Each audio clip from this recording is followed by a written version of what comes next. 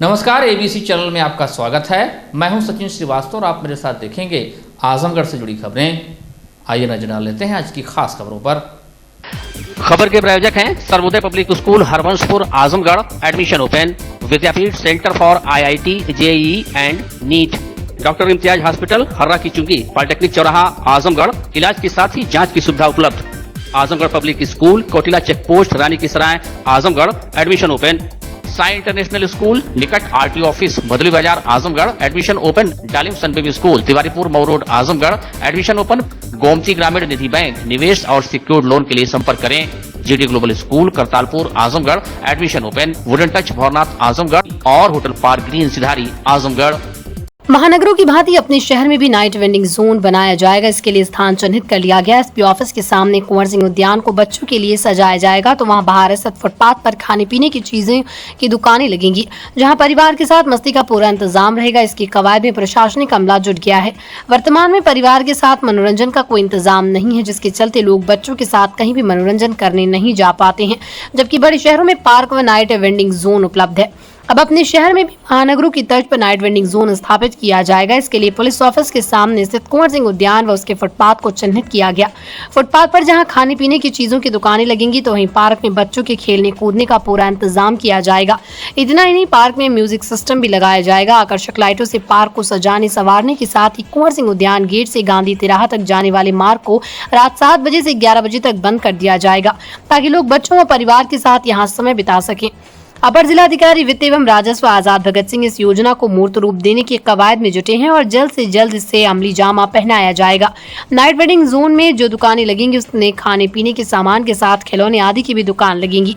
ADM वित्त एवं राजस्व आजाद भगत सिंह ने बताया कि जिलाधिकारी महोदय ने जिले में नाइट वेंडिंग जोन का कॉन्सेप्ट दिया है, क्योंकि आजमगढ़ में महानगरों की तरह नाइट लाइफ नहीं है, जहाँ पूरे परिवार के साथ मनोरंजन किया जा सके। इसलिए पुलिस अधीक्षक कार्यालय के सामने स्ट्रीट फूड की दुकानें लगाई जाएंगी और कुंवर सिंह पार्क को आकर्षक लाइटों से सजाकर बच्चों के लिए झूले और खेलकूद की व्यवस्था की जाएगी।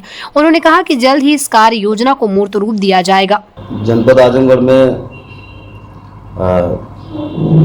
नाइट वेंडिंग जोन का एक कॉन्सेप्ट माननीय जिलाधिकारी महोदय द्वारा दिया गया, क्योंकि यहाँ पर ये महसूस किया गया कि यहाँ कोई इस तरह की नाइट लाइफ नहीं है, जैसा कि और शहरों में लोग डेवलप कर रहे हैं। तो उसके क्रम में आप देख रहे होंगे कि शहर में कुछ मुख्य स्थानों पर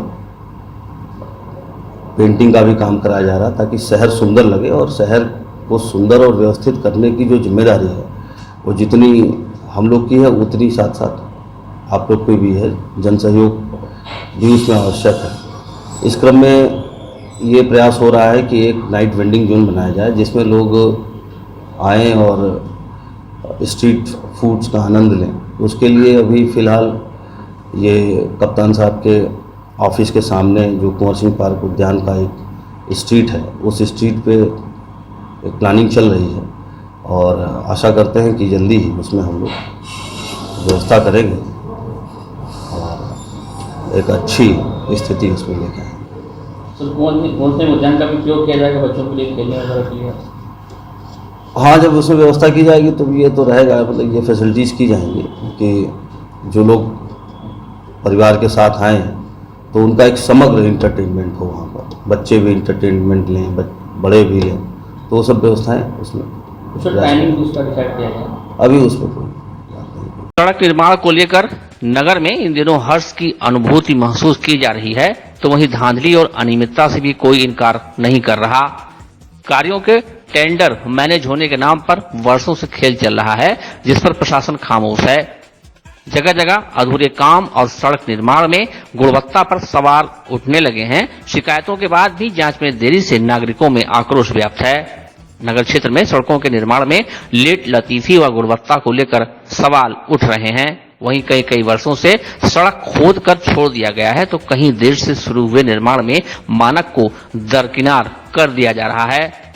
नागरिक उखड़ी गिट्टियों पर नगर क्षेत्र का सफर करने के लिए मजबूर हैं, जिससे यहां आने जाने वाले लोगों को कठिनाइयों का सामना करना पड़ रहा है।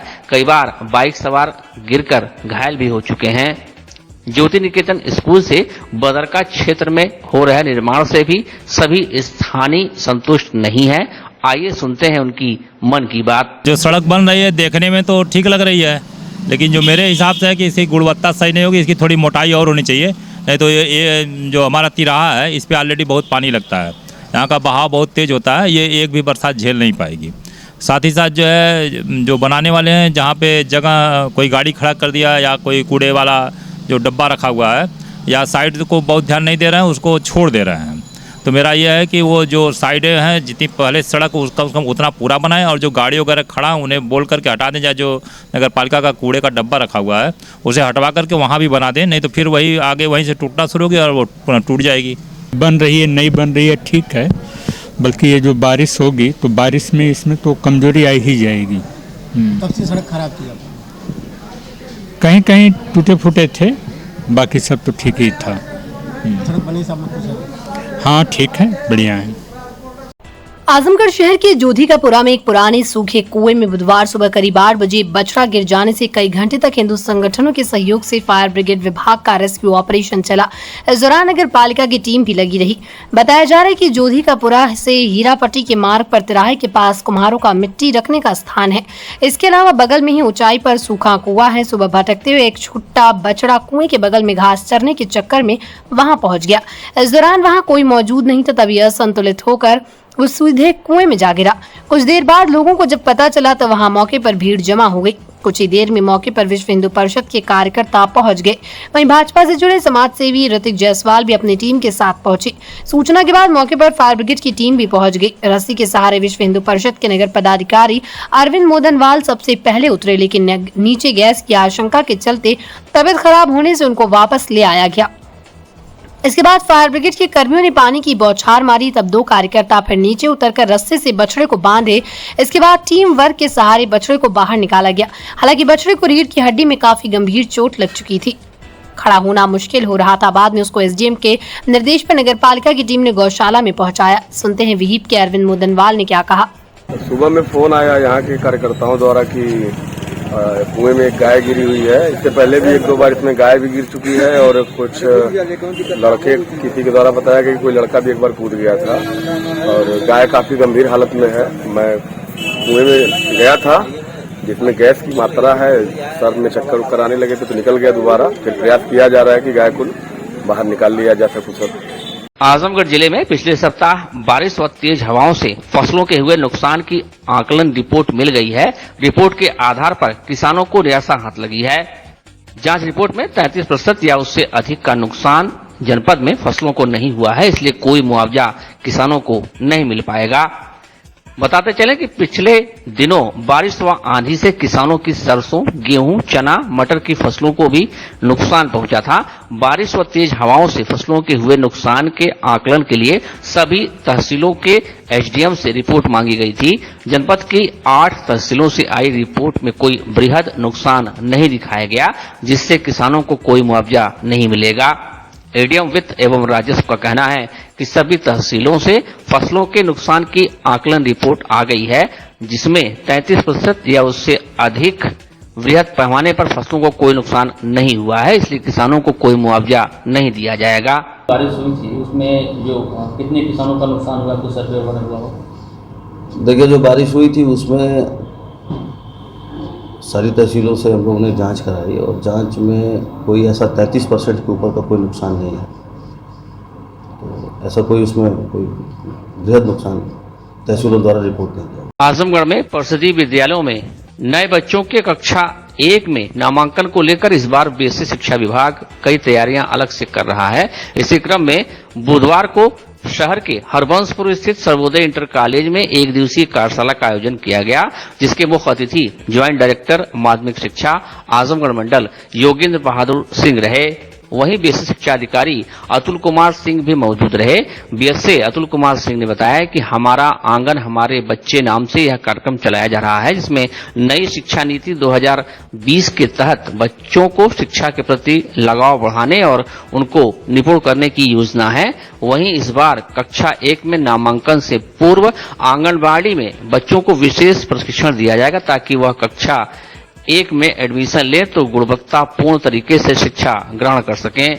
यह कार्यक्रम बेसिक शिक्षा व बाल विकास पुष्टाहार विभाग के सौजन्य से चलाया जा रहा है, जिसमें दोनों विभागों का समन्वय रहेगा। उन्होंने बताया कि प्री रेडिशन नाम के कार्यक्रम में आंगनबाड़ी के बच्चों को तैयार किया जा रहा है और 12 सप्ताह का यह कार्यक्रम भी चलाया जाएगा, जिसमें प्रथम 8 सप्ताह में बाल विद्या के अनुसार उन्हें खेल खेल में शिक्षा दिलाई जाएगी। उसके बाद 9वें, 10वें, 11वें और 12वें सप्ताह में कक्षा 1 से संबंधित शिक्षा ग्रहण कराई जाएगी।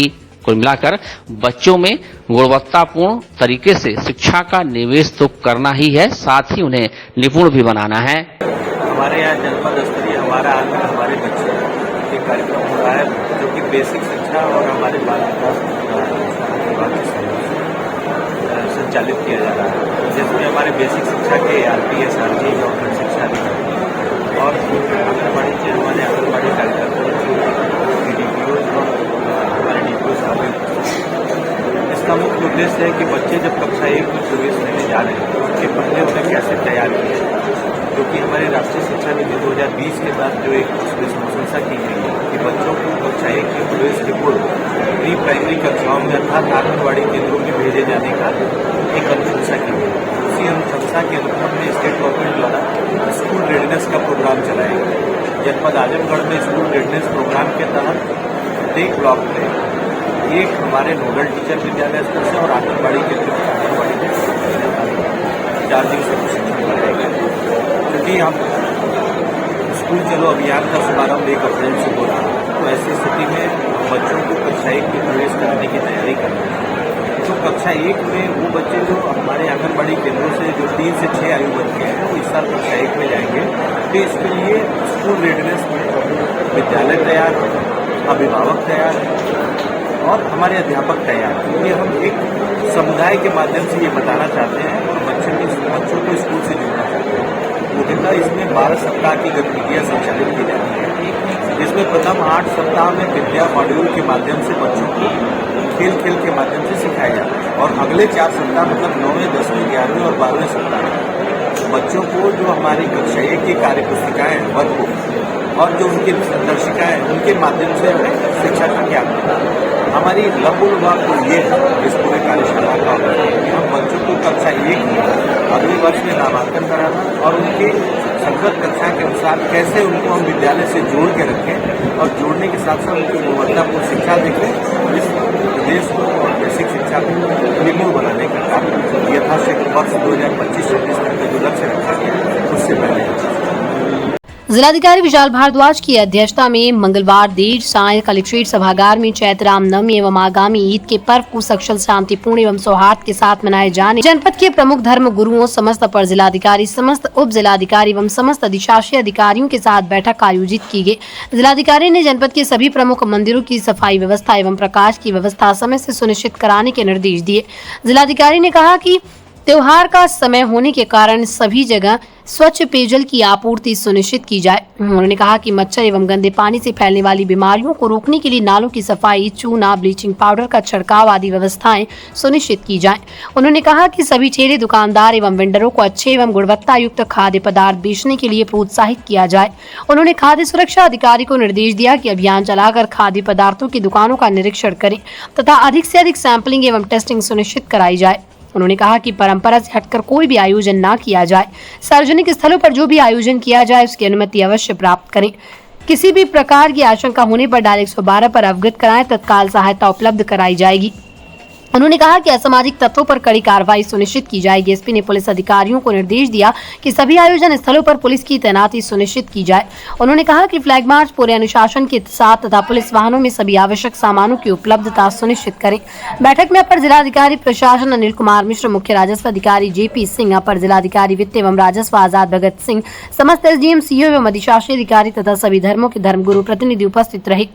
श्री राम पथ पर 108 कथाओं के अंतर्गत 5 बोलियों, 7 भाषाओं, उत्तर से दक्षिण भारत के कुल 10 राज्यों के 81 जनपदों सहित नेपाल एवं श्रीलंका राष्ट्र को श्री राम कथा सूत्र में पिरोने का संकल्प लिए श्री रामायण सेवा ट्रस्ट श्री राम कथा भारतवर्ष यात्रा का आयोजन कर रही है। श्री रामायण सेवा ट्रस्ट के संस्थापक पूज्य अनुश्री महाराज के पावन सानिध्य में एक कथा यात्रा नैमिषारण्य धाम से आरंभ हो श्री अयोध्या धाम एवं बस्ती जनपद के उपरांत जनपद आजमगढ़ में पहुंची। श्री रामायण सेवा ट्रस्ट के मुख्य ट्रस्टी राकेश कुमार बरनवाल एवं कथा संयोजक विवेक अग्रवाल की अध्यक्षता में श्री बड़ा गणेश मंदिर में सायंकाल भगवान श्री गणेश जी को श्री राम कथा का प्रथम निमंत्रण दिया गया। इस शुभ अवसर पर बड़ा गणेश मंदिर के महंत राजेश मिश्र, राजीव कुमार रुंगटा, राजेश अग्रवाल, दीपक अग्रवाल, मनीष अग्रवाल, अमित लता सिंह, बीजेपी जिला अध्यक्ष महिला मोर्चा नगर अध्यक्ष निरुपमा पाठक, महिला मोर्चा अनीता सिंह, नगर महामंत्री महिला मोर्चा वंदना गुप्ता, कार्य समिति सदस्य विभा गोयल, सचिव न्यू कला केंद्र पूनम उमेश सिंह, सचिव महिला मंडल जनसेवा समिति सारिका सिंह आदि उपस्थित रहे एवं सभी ने भगवान श्री गणेश की आरती एवं पूजन कर कार्य सिद्धि हेतु आशीर्वाद मांगा।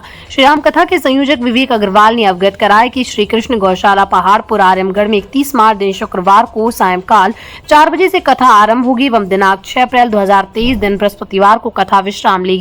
पति स्टील प्लांट में इंजीनियर है, बावजूद इसके पत्नी और 3 बच्चे दर की ठोकर खाने को मजबूर हैं क्योंकि पति ने अपने भाई और भाभी के साथ मिलकर पत्नी को बच्चों सहित मारपीट कर घर से निकाल दिया। मामला शहर कोतवाली के कोलबाज बहादुर का है। शशिकला पत्नी योगेंद्र यादव ने बुधवार के दिन जिलाधिकारी को प्रार्थना पत्र देकर आरोप लगाया कि उसके पति ने अपने भाई भाभी के साथ मिलकर बच्चों सहित मुझे मारपीट कर घर से निकाल दिया। पिछले 3 साल से अपने मायके में रह रही हूँ। बच्चे बड़े हो गए, मेरे पास ना तो घर है ना ही कोई आजीविका का साधन। मायका पक्ष भी अब जिम्मेदारी उठाने में सक्षम नहीं है। पीड़िता ने मांग की है कि ससुराल में दाखिल कराने और न्यायोचित कार्रवाई करे। वहाँ से हमको लोग मार पीट के भगा दे। मैं 3 साल से अपने मायके में हूँ। पति का क्या नाम है, कब शादी हुई? मेरे पति का नाम योगेंद्र यादव है। मेरे सन 2003 में शादी हुई थी। अच्छा, आप कहाँ रहते हैं? मैं गांव में रहती थी। मेरा पति रायपुर में स्टील प्लांट में इंजीनियर हैं। बच्चे भी हैं आपके? मेरे 3 बच्चे, एक 15 साल का है, एक 13 साल का है। मेरा छोटा बेटा 11 साल का है। अब क्या दिक्कत हो गई आपको? वही हमारी जेठानी हमको गलत आरोप लगा कि हमारे पति से मरवाती पिटवाती हैं हमेशा। वो घर पे मैं रहती हूँ, गाँव में तो यही हमारे साथ होता है, सब अत्याचार होता है। मैं आज से नहीं, जब से मेरी शादी हुई है तब से मैं झेल रही हूँ। मेरे पे जानलेवा हमला किए थे तो मैं थाने पे भाग के गई थी। आपके पति आपको नहीं सुनते हैं? नहीं, हमारे पति हमारे नहीं सुनते, अपने भैया भाभी की सुनते हैं। उन्हीं के कहने के आधार पे चलते हैं। ना तो उनके पास कोई सबूत था, ना तो कोई गवाह था। उनके झूठी वीडियो रिकॉर्डिंग बना के देने के बाद वो हमारे ऊपर जानलेवा हमला किए थे। तो मैं वही भाग के थाने में गई थी, तो वहाँ पे कुछ साबित नहीं कर पाए। तो हमको बोल रहे हैं कि जो मैं कह रहा हूँ वो करो, नहीं करोगी तो तुम्हें जान से मैं मार दूँगा। तो मैं यही अपनी फरियाद लेके आप लोगों के पास आई हूँ। मैं ताबतपुर थाने पर भी गई थी, कोतवाली पर भी गई थी और रोडवेज पुलिस चौकी पे गई थी। तो वहाँ से लोग बोले कि जाइए आप डीएम साहब के पास जाइए। तो मैं यहाँ आई हूँ अपनी फरियाद लेकर। क्या चाहती हैं आप? मैं यही चाहती हूँ कि जो मेरा कोलघाट में मकान है, मैं अपने बच्चों को लेकर वहीं पर रहूँगी और वहीं मजदूरी कर।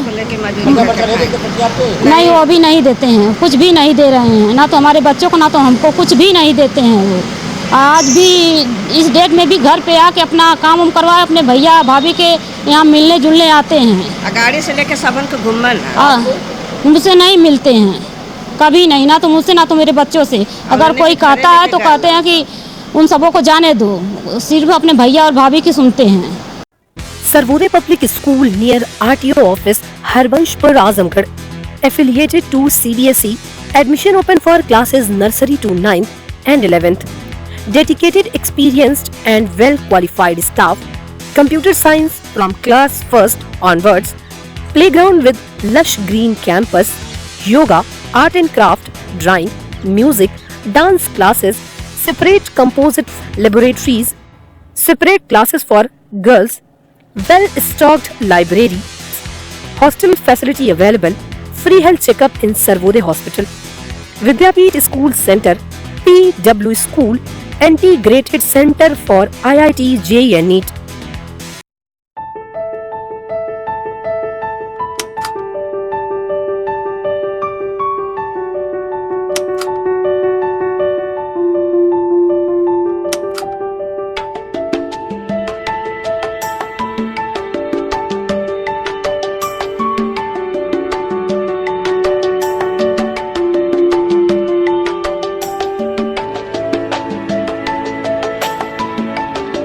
डॉक्टर इम्तियाज हॉस्पिटल हर्रा की चुंगी पॉलिटेक्निक चौराहा आजमगढ़। हॉस्पिटल में doctor P Yadav MBBS MD स्त्री प्रसूति एवं बचपन रोग विशेषज्ञ, doctor AK Yadav MBBS MS general एवं लेप्रोस्कोपिक सर्जन एवं doctor Mohammad Wamiq general physician दे रहे अपनी सेवाएं। हॉस्पिटल में बांझपन का सफल उपचार, हाई रिस्क प्रेगनेंसी से संबंधित इलाज, हार्मोनल परेशानियों का इलाज, नॉर्मल डिलीवरी, सिजेरियन डिलीवरी, बच्चेदानी निकालने का operation, breast surgery, normal operation, दूरबीन द्वारा ऑपरेशन की सुविधा, निमोनिया, टीबी, हाई बीपी के इलाज के साथ ही खून, पेशाब की जांच और ईसीजी की सुविधा मौजूद।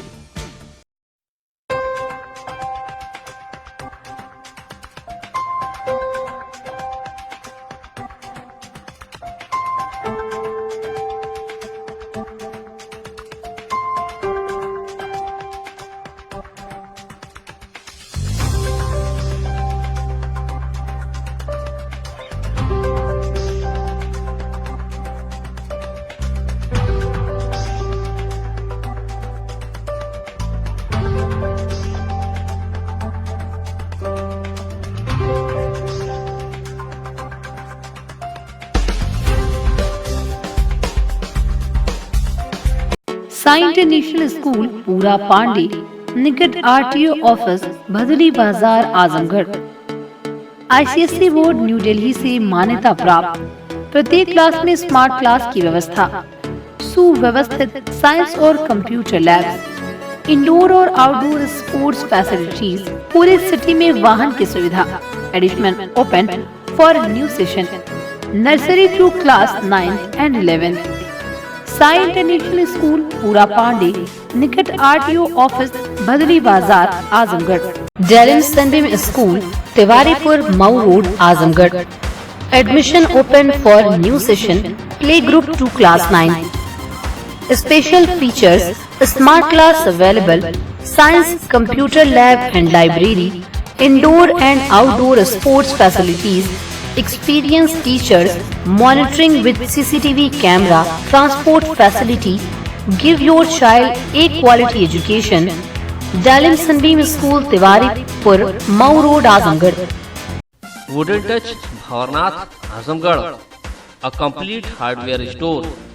हमारे यहाँ branded plywood, flush door, designer door, PVC door, formica, fancy hardware, kitchen की चिमनी एवं मॉड्यूलर किचन की एक्सक्लूसिव रेंज उपलब्ध। अपने आशियाने में लगाइए 4 चांद, पहुंचिए wooden touch Bhavarnath Azamgarh. Hotel park green hydel चौराहा सिधारी आजमगढ़। स्वच्छ और आरामदायक AC and non AC rooms, 24 hour room service, north Indian, south Indian, Chinese, Italian, veg and non veg लजीज और जायकेदार व्यंजन उचित रेट पर उपलब्ध। शादी, विवाह, engagement, marriage anniversary, birthday party के लिए लार्ज बैंक्वेट हॉल, मीटिंग और सेमिनार के लिए कॉन्फ्रेंस हॉल। आपकी खुशियों में लगाए 4 चांद। होटल पार्क ग्रीन हाइडल चौराहा Sidhari Azamgarh. Knowledge is power. Information and education is the liberating premise of progress in every child. Azamgarh Public School, playgroup to class 12th, affiliated to CBSE New Delhi, जहां बच्चों को पढ़ाई के साथ नैतिक गुणों का ज्ञान भी दिया जाता है। An ISO certified school, जहां पर smart digital classes, computer lab, science lab, rich library, indoor and outdoor game, dance and music, art and craft, 24/7 backup security के साथ ट्रांसपोर्ट फैसिलिटी भी उपलब्ध है। एजुकेटेड एंड एक्सपीरियंस टीचर्स जो कमजोर बच्चों पर देते हैं विशेष ध्यान। Azamgarh public school, Kotila check post, Varanasi, Azamgarh road, Azamgarh.